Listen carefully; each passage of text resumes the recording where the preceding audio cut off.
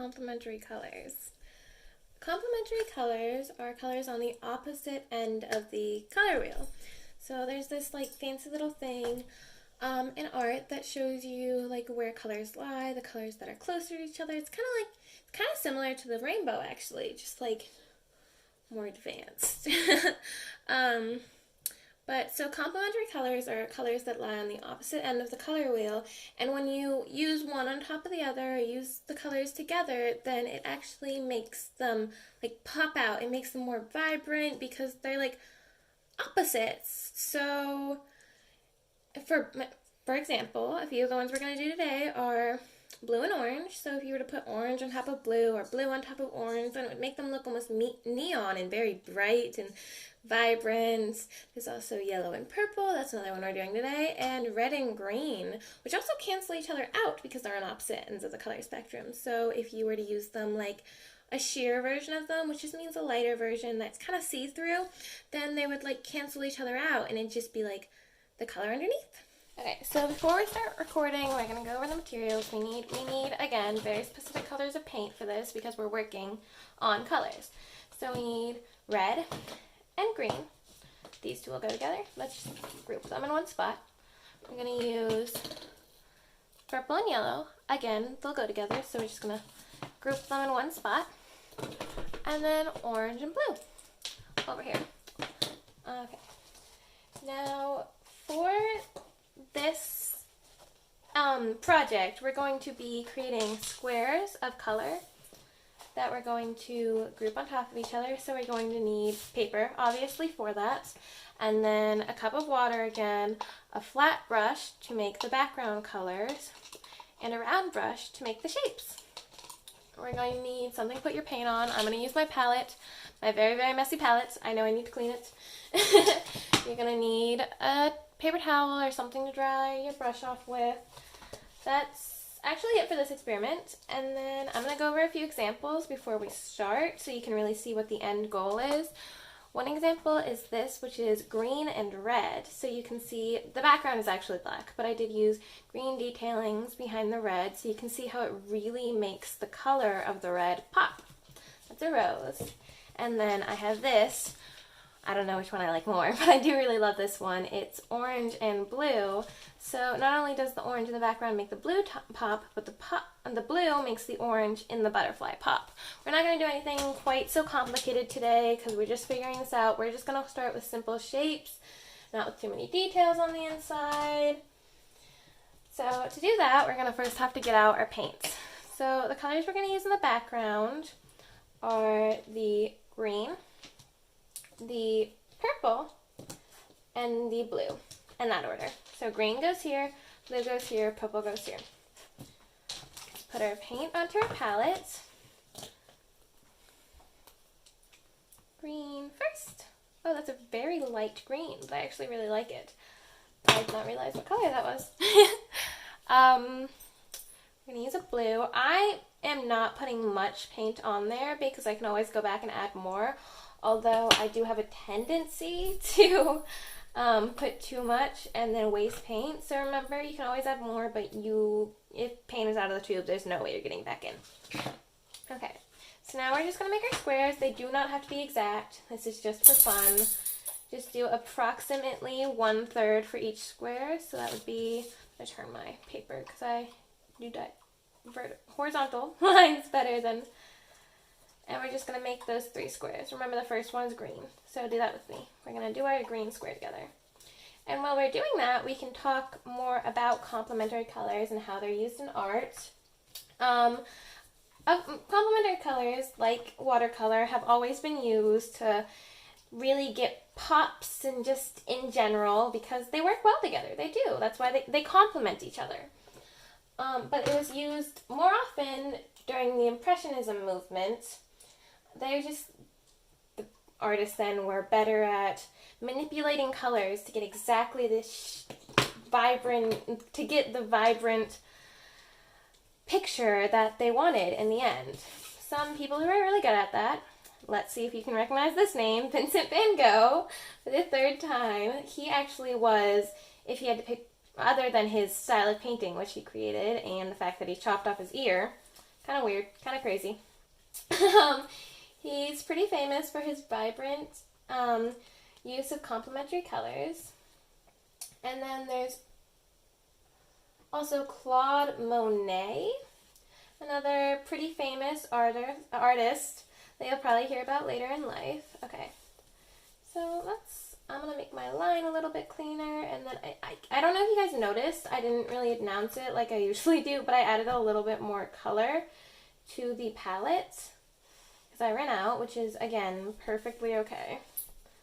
Okay, so now that I've done that, I'm going to rinse off my brush, and that line is not straight. It's fine. Start with my next color, which is blue. Okay, do a little bit of blue in the background. This square is probably going to end up being bigger than the other two. Again, that is absolutely fine. This does not have to be perfect. It is just for fun and for experience with complementary colors. Because they will, I promise you, they will come up so many more times if you plan to pursue arts. Like, I believe there's a whole unit on it in middle school. You have to learn about the color wheel, all that stuff. So it's good to start young. It's good to really understand what works together from this age. Because although maybe not all of you want to pursue art, like me, you're most likely going to have to take art in middle school, and this information will come in handy when your teacher's like, does anyone know who Van Gogh is? And you're like, yes, I know that he used this and this and this in his style of painting, and guess what? I did that too. This is a way for you to really get ahead. Okay, there we go. There's my blue square. Again, I added a little bit more color. Okay, that square was actually pretty even. Apparently I do know what I'm doing. I did not think I did. Well, art-wise I did, but shapes are not my forte. Now we're going to do a final one, which is purple. I really like this. I did not realize I was going in the order of the rainbow, and I did not realize how much I loved these colors. Oops, just a little bit of water left over from me not cleaning it off well enough on the paper towel. That's also why you want to clean it off well on the paper towel. This is not watercolor. We have to make sure that we get mostly paint, very little water, or else you will get a kind of less vibrant hue. You get more what you get with watercolor, which is absolutely fine, but that's not really what we're going for here. So, trying to connect everything without actually overlapping them, which is proving to be difficult. Okay, there we go. Overlapping a little bit. Okay, making our final square.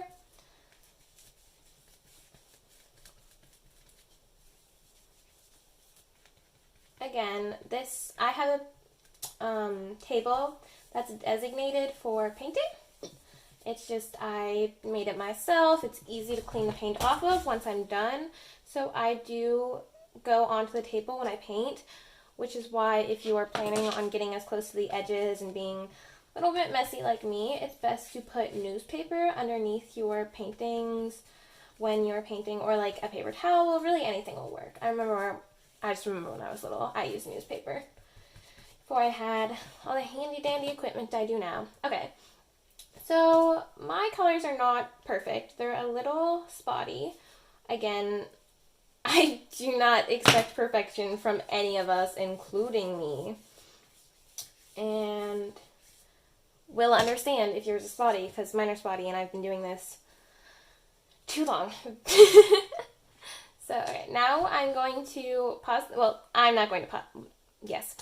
You can pause the video for a second while you let your paint dry, review who used complementary colors the best, or not the best, but the most, and probably most famous for it. Remember Van Gogh and Monet, Vincent van Gogh and Claude Monet during the Impressionism movement. During Impressionism, they were Impressionists.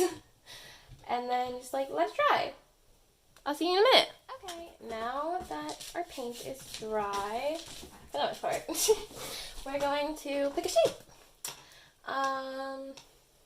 It could be probably something simple. Stars are harder to paint. Well, I find that they're harder to paint because I still have to do the crossy thing. So something more like a heart or a circle or a square, or it doesn't even have to be a shape. It can be a pattern, just like a line across, something that is easy for you to draw and that you think you can do over and over again, or paint, easy for you to paint. Okay, now we're gonna line up our colors. If you remember what you paired with what, you should know that where blue was, we now put orange on top. And where purple was, we now put yellow on top.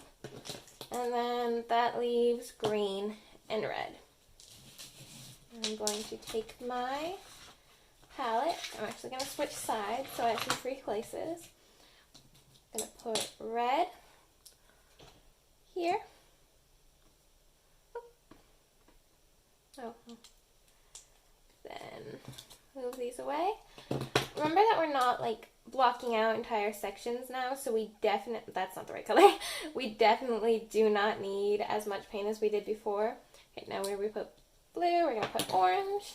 I almost did it opposite. And so there's orange right there for you. Nope, can't close it. And then finally, yellow, where we put purple.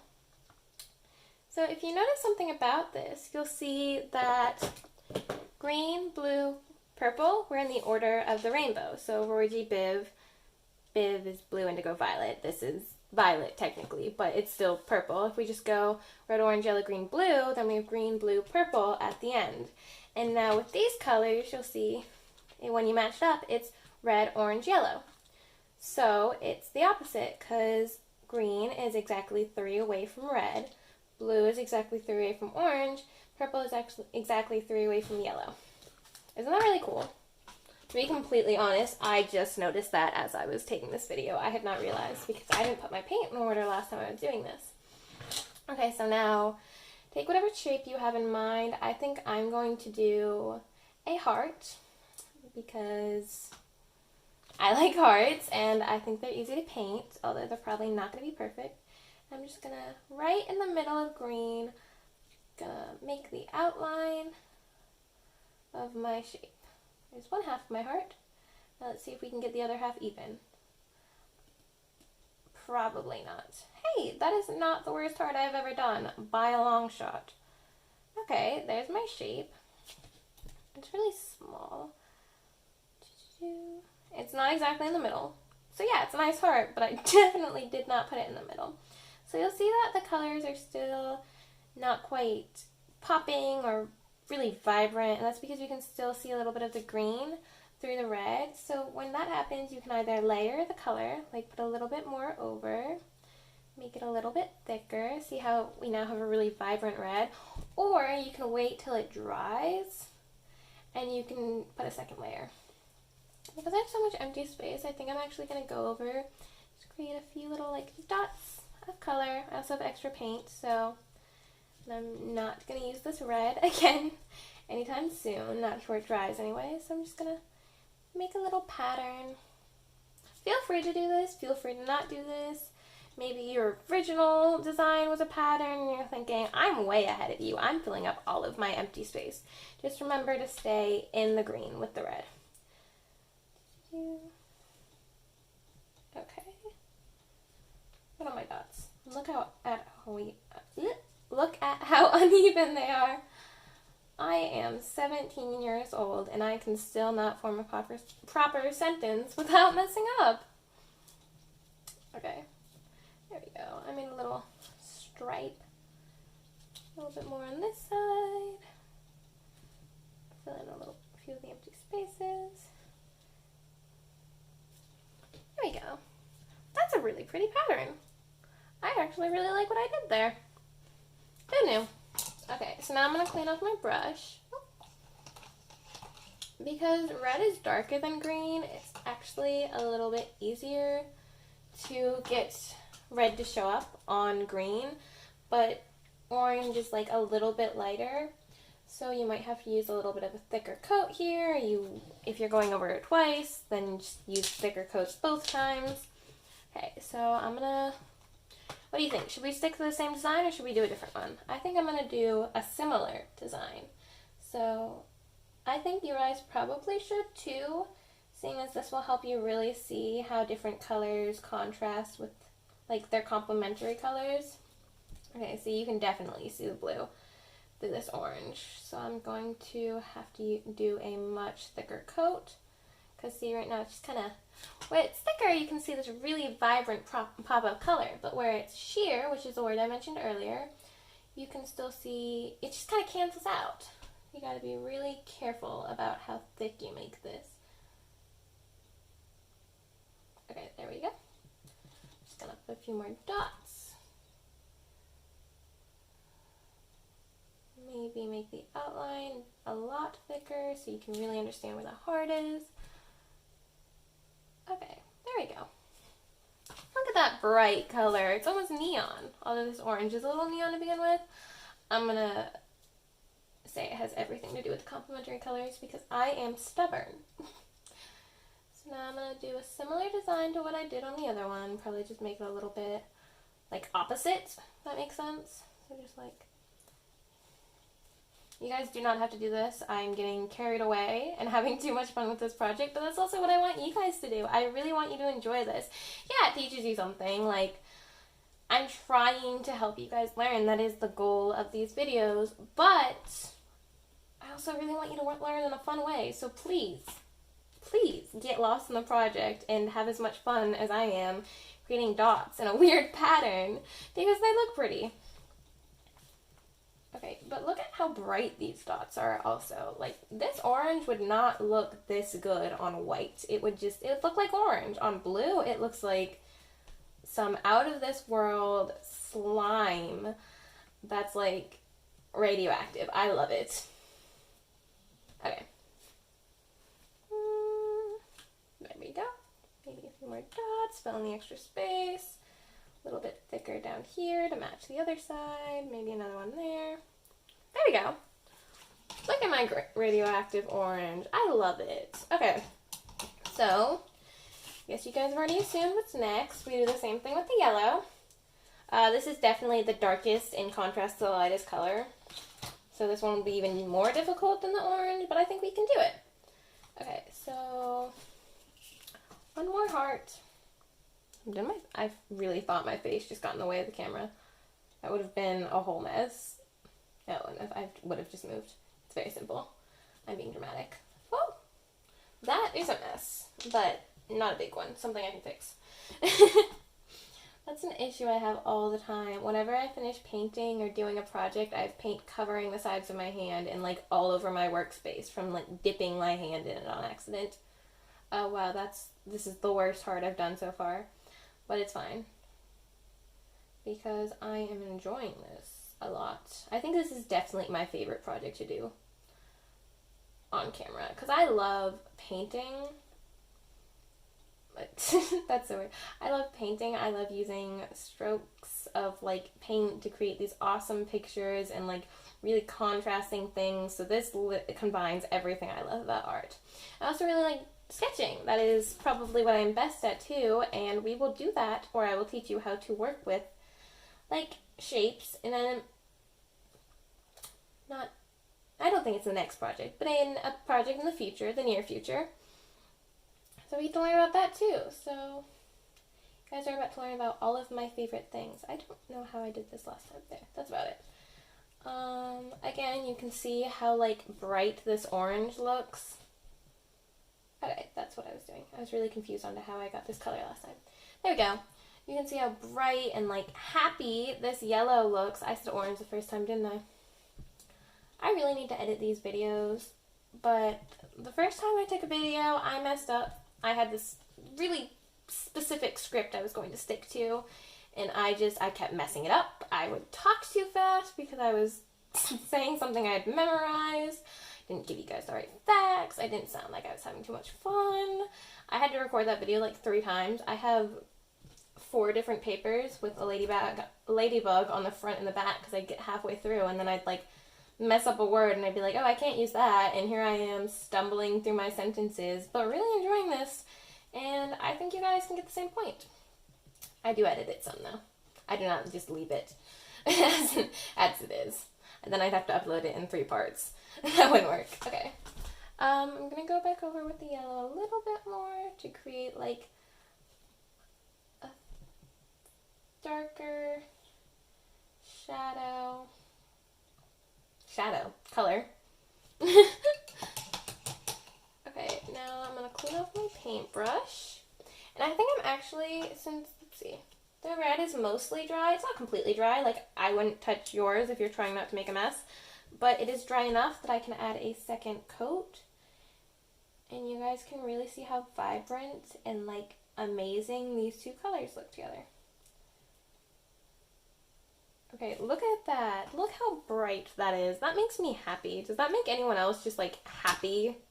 You guys can't answer. Has anyone ever thought about that? The entire time I'm literally just having a conversation with myself. And I mean, maybe you'll respond once you see the video, but at the moment I am just talking to myself. My brother even asked me, he's like, are you recording videos? Because he thinks I'm going crazy, just having conversations with random people up in my room. I'm kidding. He knows exactly what I'm doing. We've talked about this a lot. I really do enjoy doing this. Okay, there we go. Look at that orange. It was bright before, and now it's just like blinding in the best way possible. I love it. Okay, I'm going to go back over some, oh, I missed a dot. Some of the darker ones, and I'm going to stop because I've messed up 2 dots now. And then I know the yellow, I literally just did it, so it's probably not going to be even remotely dry, but it will not hurt to go back over it. Probably won't help, but it won't hurt. So I'm just going to quick layer. There we go. Now you have my very radioactive and fun design with different complementary colors. Before I go, I have to remind you of all the things you learned today because we really want them to stick in your brain. So we're going to talk about, what time period was it during? Impressionism. Impressionism. It was during the Impressionist movement, and 2 artists that were really well known for their use of like complementary colors to really make vibrant, beautiful paintings were Vincent van Gogh and Claude Monet. Okay. That's, I think, it. We have our beautiful paintings. Please remember not to run off with these when they're still wet and run them on walls because your parents would get so mad at me. Wait till they dry and then go and show all your friends and family because you are an amazing artist, and I'm sure yours looks even better than mine does because you guys are all great. So enjoy. I hope you enjoyed this lesson. Enjoy the rest of your day. I'll see you again soon. Bye.